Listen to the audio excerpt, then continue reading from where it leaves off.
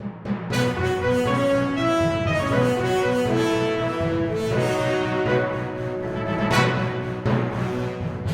थाना क्षेत्र में एक विधवा के साथ हुई डकैती, सामूहिक दुष्कर्म और अमानवीय बर्बरता के विरोध में लगातार प्रदर्शन हो रहे हैं। सोमवार को कांग्रेस का एक प्रतिनिधि मंडल भी बोरी थाना क्षेत्र पहुंचा और धरना प्रदर्शन कर नारेबाजी करते हुए दोषियों पर शीघ्र कार्रवाई की मांग की। इस दौरान थाना प्रभारी को पद से हटाने की भी मांग की गई। प्रदर्शन के दौरान जयस, आम आदमी पार्टी और आदिवासी समाज के पदाधिकारी और कार्यकर्ता उपस्थित रहे। प्रतिनिधि मंडल में विधायक झूमा सोलंकी, पूर्व मंत्री डॉक्टर विजया लक्ष्मी साधो, झावा विधायक डॉक्टर विक्रांत भूरिया, जोबट विधायक सेना महेश पटेल शामिल रही। प्रतिनिधि मंडल में मुख्य रूप से एसपी रघुवंशी भदौरिया से बातचीत की गई और घटना के पीछे दोषियों पर सख्त कार्रवाई की मांग की गई। प्रकरण को फास्ट ट्रैक कोर्ट में चलाने की भी बात कही गई और प्रशासन की लापरवाही को भी उजागर किया गया। आपको बता दें कि यह घटना 10 जुलाई की मध्य रात्रि की है, जिसमें कुल 6 आरोपी निर्धारित हुए थे। पूरे मामले को लेकर पुलिस ने अब तक 4 आरोपियों की गिरफ्तारी भी कर ली है।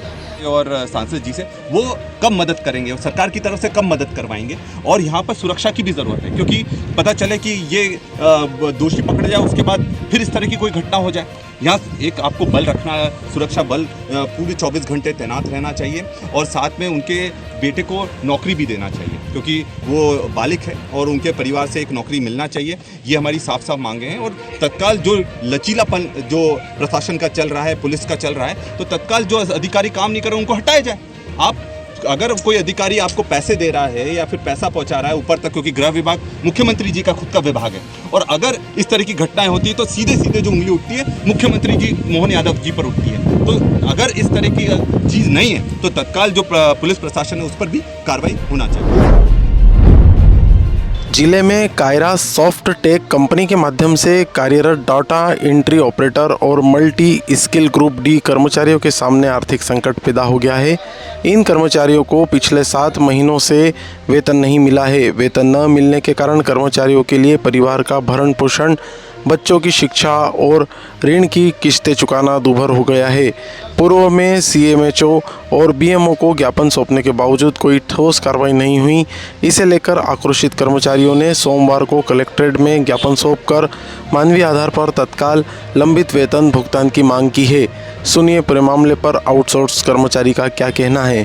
ज्ञापन सर देने आए हैं सभी आउटसोर्स कर्मचारी। सर हम हमारा क्या है, हम जब से लगे सर किसकी 7 माह हो गए सर, अभी तक ना वेतन भुगतान हो पाया है सर। अभी हमारा ना तो वेतन भुगतान हो पाया और सभी की सर काफी समय हो, बहुत दिक्कत से परेशानी आ रही है सर। अब किसी को सर दूर है सेंटर, बैठ के जाना सर, किराया नहीं मिल पा रहा, और घर की पारिवारिक स्थिति कैसे संभालना सर, बहुत काफी समय हो गया सर।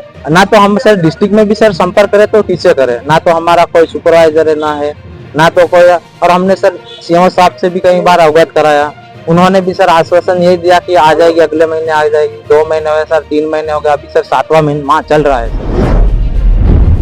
कैबिनेट मंत्री निर्मला भूरिया ने सोमवार को अपने विधानसभा के नगर परिषद पेटलावद क्षेत्र में विकास कार्यों की झड़ी लगाते हुए 8 करोड़ रुपए के विभिन्न विकास कार्यों का लोकार्पण और भूमि पूजन किया। इस अवसर पर उन्होंने कहा कि क्षेत्र के सर्वांगीण विकास के लिए वे निरंतर प्रयासरत हैं। कार्यक्रम के दौरान मंत्री भूरिया ने पंपावती नदी पर तेजाजी मंदिर से फोटा मंदिर तक सड़क निर्माण, अमृत 2.0 योजना अंतर्गत मुक्तिधाम में बगीचा निर्माण, वार्ड क्रमांक 8 में सामुदायिक भवन का निर्माण और लाखों रुपए की लागत से बनने वाले अंग्रेजी माध्यम के छात्रावास शामिल है।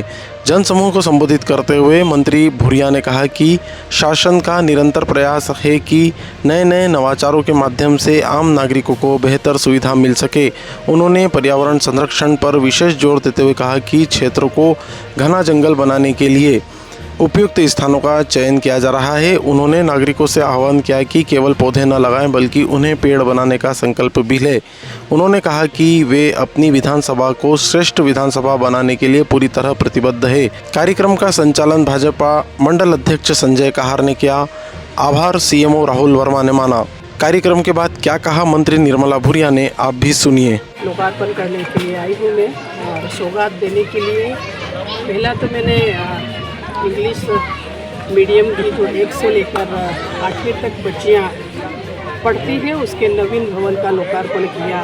अभी किराए से या दूसरी बिल्डिंग में उसको संचालित किया जाता था, लेकिन आज उनको नए बिल्डिंग मिली है बच्चियों को, और वहाँ रह कर के छात्रावास और दोनों की सुविधाएं वहीं रह कर और वो पढ़ेंगी, तो एक अच्छी सौगात मिली है।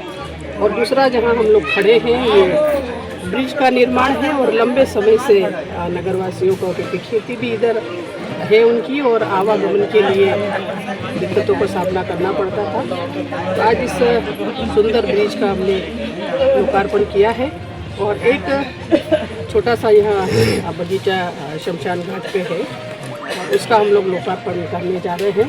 तो ये जो सौगातें हैं वो नगर को एक नई ऊंचाइयाँ देगी।